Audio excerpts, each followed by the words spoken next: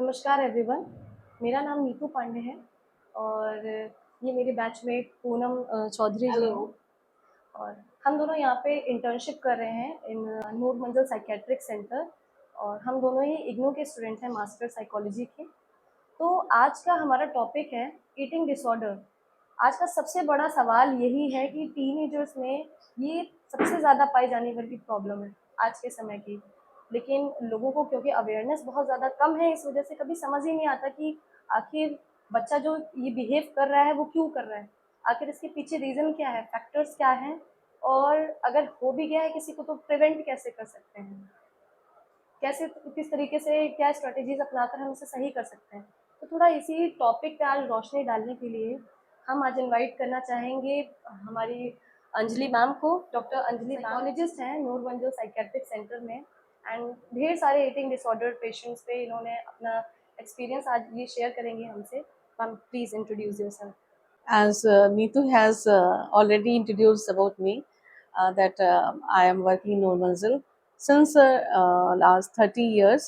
So this is what, and my exposure in a different national, international level, and I'm also started working on some kind of psychoeducation and awareness program on the basis of like a YouTube channel, Instagram, LinkedIn, and starting in a new beginning as a podcaster. So this is what I am here. Thank you so much, and we are going to have a good discussion on this. Yes ma'am. So ma'am please introduce us कि eating disorder आखिर है क्या, क्या होता क्या है इसमें। बहुत अच्छा क्वेश्चन रखा कि ईटिंग डिसऑर्डर के बारे में समझना। लोग समझते हैं कि जो लोग बहुत खाते हैं वो उनको ईटिंग डिसऑर्डर है, लेकिन बहुत खाना यानी कि ये एक बहुत बड़ा सीवियर मेंटल हेल्थ इशू है, इट्स अ कॉम्प्लिकेटेड इशू है, जिसमें individual, any individual, they are preoccupied, they are focused, and they are only concentrated on eating or food, and more than about food, or like they are around the food. तो चारों ओर उनका जो मन है या उनका दिमाग है या उनकी सोच है केवल उनके लिए food food food, eating eating eating, and because of that their feelings gets affected, their thoughts and their behavior also get affected. They are not able to cope with the day to day life, even it is this much found to be harmful for their health. और ये भी देखा गया, it is if it is untreatable eating disorder, it may lead to the death. So this is a very like issue, sensitive issue, and I think so बहुत से लोग उसको जानते ही नहीं है कि कोई ईटिंग डिसऑर्डर कोई होता भी है। तो ये एक जानकारी देना एक हम लोगों के लिए बेहतर। जैसे आजकल हम माओ को भी देखते हैं कि अगर बच्चा बहुत ज़्यादा खाने की डिमांड करता है तो माएँ भी बड़ी ममता से दे देती हैं खाना। उनको लगता है कि बच्चा डिमांड कर रहा है तो क्यों ना दे दिया जाए। उनके दिमाग में ये कभी बात चलती ही नहीं है कि वो कोई प्रॉब्लम हो सकती है। तो मैम क्या इज़ इट जेंडर स्पेसिफिक और क्या ये कोई एज स्पेसिफिक है? देखा गया ईटिंग डिसऑर्डर्स का ऑनसेट होता है वो early adolescence and late adulthood. So ये इसका ऑनसेट होता है। जेंडर का इसमें देखा गया कुछ ईटिंग, क्योंकि ईटिंग डिसऑर्डर्स भी 6 टाइप्स के ईटिंग डिसऑर्डर्स होते हैं। तो 6 टाइप्स ईटिंग डिसऑर्डर्स में few of the eating disorders where the man has a more common tendency of eating habits, और किसी किसी में वुमेन्स का प्रॉब्लम देखने को मिलता है, और किसी किसी में even infants and child, and they are suffering from some eating disorders. तो ये eating disorder डिपेंड करता है किस प्रकार के eating disorders उनको हो रहे हैं।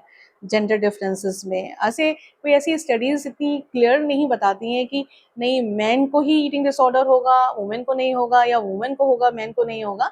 लेकिन बेसिकली ये हमारा बॉडी इमेज से बहुत इसका रिलेशन है। सो बॉडी इमेज, आजकल बॉडी इमेज के लिए बॉयज भी they are very focused, and girls also very focused कि they are only concerned about कि मेरी बॉडी ऐसी दिखनी चाहिए और मुझे ऐसा दिखना चाहिए। तो उनमें किस प्रकार के ईटिंग डिसऑर्डर्स पाए जा सकते हैं और पाए जाते हैं, तो वो जानने की आवश्यकता होती है। तो जैसे मैम आपने अभी कुछ दिन पहले टाइप्स की बात की, तो ma'am can you please introduce us कि क्या टाइप्स क्या हैं इसके। आपको क्या लगता है क्या क्या टाइप्स होंगे?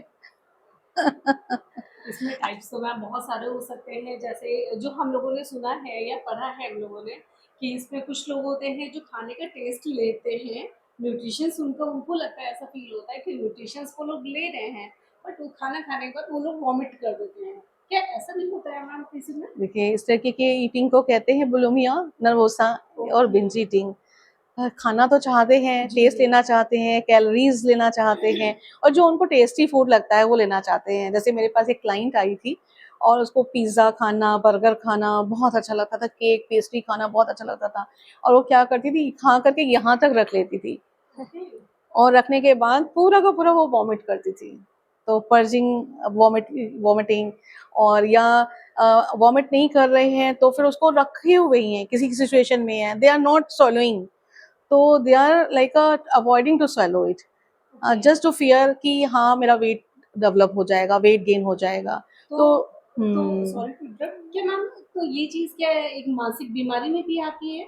ये एक प्रकार की बिहेवियरल, हाँ बिल्कुल मेंटल हेल्थ इश्यू है ये, this the mental health issue, because आप अगर किसी चीज के लिए परसिस्टेंट जी। चीजें चल रही हैं और रेजिस्टेबल हो रही हैं, आप रोक नहीं पा रहे हैं, कंट्रोल नहीं कर पा रहे हैं, तो ये मानसिक समस्या ही कहलाती है। और सबसे मा- बड़ी प्रॉब्लम तो यहाँ पर यही है कि कोई भी पर्सन अपने खाना को बिना swallow किए अपने थ्रोट में फंसा कर कैसे रख सकता है। सबसे बड़ी तो प्रॉब्लम ही यही है, ये कितना सीरियस इशू है एक्चुअली में। और वो इंटरमीडिएट कर रही थी और उसके एग्जाम पास में आ रहे थे और वो एग्जाम देने, और she was a brilliant girl, लेकिन एग्जाम नहीं दे पा रही थी।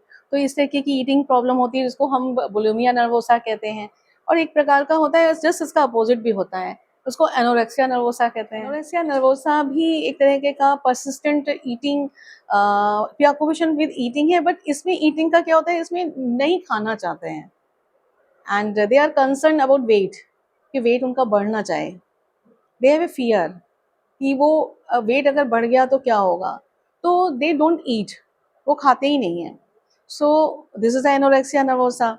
और फिर क्या होता है जब वो खाते ही नहीं हैं तो उनकी हेल्थ, उनका हीमोग्लोबिन, उनकी वीकनेस, उनके डाइजेस्टिव सिस्टम एंड उनके और भी जितने भी हमारे विटामिन्स की, मिनरल्स की कमी, वो सारी चीज़ें देखने को मिलने लगती हैं। तो फिजिकल इश्यूज और mental issues, because they are preoccupied, तो दे बिकम वेरी ऑब्सेशन और ऑब्सेशनल, कि ऑब्सेशनल होता है कि नहीं मुझे तो नहीं, मुझे किसी तरह से try to avoid the situation जहाँ खाने की बात आती है।